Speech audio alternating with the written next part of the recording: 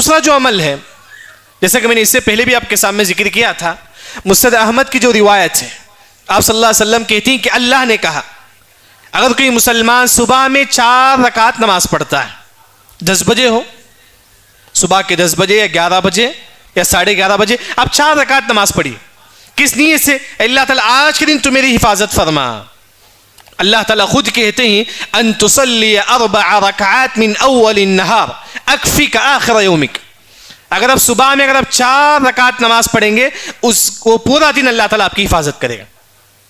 ہفتے کے دن اگر آپ صبح میں 4 رکعت پڑھیں گے، ہفتے کا پورا دن اللہ تعالیٰ آپ کی حفاظت کریں گے۔ اتوار کے دن صبح میں اگر آپ 4 رکعت پڑھیں گے، دیکھیے ایک تو بات ہے کہ جو ہے نا نہیں پڑھتے ہم لوگ، فطری بات ہے، بہت کم لوگ جو ہے نا اس کا اہتمام کرتے ہیں، لیکن کم از کم جب سفر وغیرہ میں ہم نکلتے ہیں نا تو 4 رکعت پڑھ کے نکل جائیں انشاءاللہ۔ سفر میں کہیں اگر باہر نکلتے ہیں، یہ 4 رکعت پڑھ کے نکل جائے صبح میں چھاش کے وقت، تو اللہ تعالیٰ آپ کی حفاظت کرے گا، آپ کی مال کی، آپ کی جان کی اللہ تعالیٰ حفاظت کریں گے۔